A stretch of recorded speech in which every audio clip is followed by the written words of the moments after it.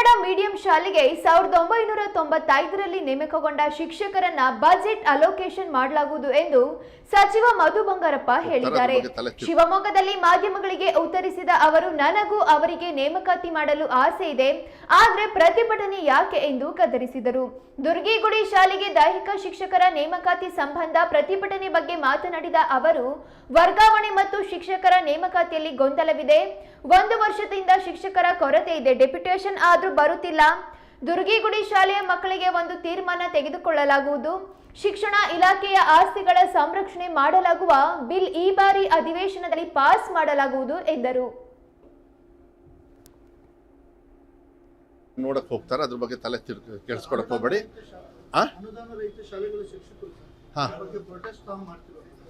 ಯಾವುದು ನೋಡಿ, ಅದನ್ನ ನನಗೆ ಗೊತ್ತು.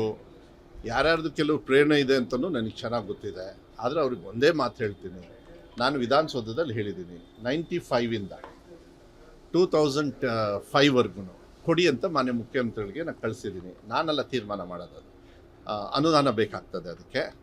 ಆಮೇಲೆ ಅನುದಾನದಲ್ಲಿ ಮಾನ್ಯ ಮುಖ್ಯಮಂತ್ರಿಗಳು ನೋಡೋಣ ಅದು ನೆಕ್ಸ್ಟ್ ಬಜೆಟಿಗೆ ಅಂತ ಹೇಳಿದ್ದಾರೆ. ಇದು ಮಾಡಿದ್ರು ನೆಕ್ಸ್ಟ್ ಬಜೆಟಿಗೆ, ಯಾಕೆಂದರೆ ಬಜೆಟ್ ಅಲೋಕೇಶನ್ ಬೇಕು ಅದಕ್ಕೆ. ಅದನ್ನು ಮಾಡೋಣ. ನಾವು ಅದಾದ ತಕ್ಷಣ ನಾವು ಮಾಡಬೇಕು. ಯಾಕೆಂದರೆ ಅಲ್ಲ, ನನ್ನ ಕಡೆಯಿಂದ ಏನಿಲ್ಲ, ಮಾನ್ಯ ಮುಖ್ಯಮಂತ್ರಿಗಳಿಗೆ ನಾವು ಕಳಿಸ್ಕೊಟ್ಟಿದ್ದೀವಿ. ಅವ್ರ ಅನುದಾನ ಬಂತು ಅಂತ ಹೇಳಿದರೆ ನಾನು ಮಾಡೋಕ್ಕೆ ನನಗೆ ಆಸೆ ಇದೆ. ನಾನು ಮಾಡಬೇಕು ಅಂತ ನನಗೂ ಕೂಡ ಆಸೆ ಇದೆ. ಯಾಕೆಂದರೆ 95ರಲ್ಲಿ.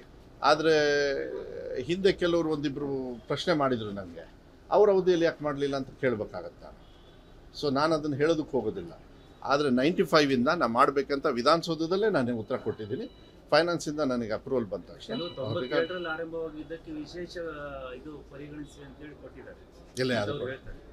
ಅವ್ರು ಹೇಳ್ತಾರೆ 97 ಅಲ್ಲಲ್ಲ, ಕಾನೂನೇ ಇಲ್ಲ ಅಂದ್ರೆ ಒಂದು ನಿಮಿಷ, ಕಾನೂನೇ ಇಲ್ಲ ಅಂತ ಹೇಳಿದ್ರೆ ಹೆಂಗ್ರಿ ಕೊಡಕ್ ಬರುತ್ತೆ?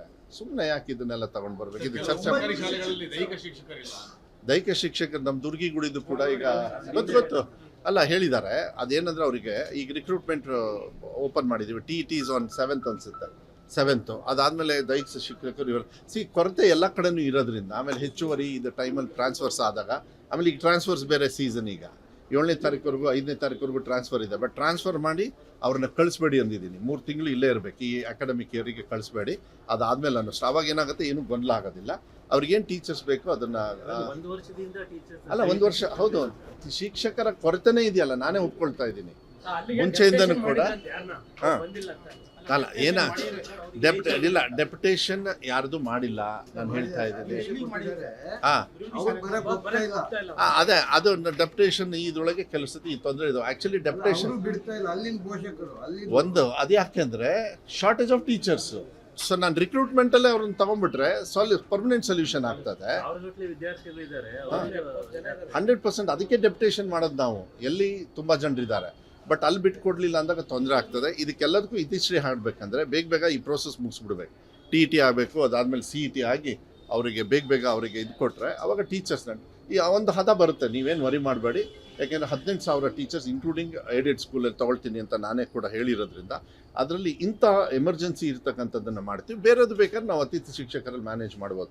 ಈ VT ಟೀಚರ್ಸ್ ಅತಿಥಿ ಶಿಕ್ಷಕರ ಕ್ಯಾಟಗರಿ ಬರಲ್ಲ, ಅದೇ ಪ್ರಾಬ್ಲಮ್ ಆಗಿದೆ. ಇಲ್ಲಾಂದರೆ ಕೊಟ್ಬಿಡ್ತಿದ್ದೆ.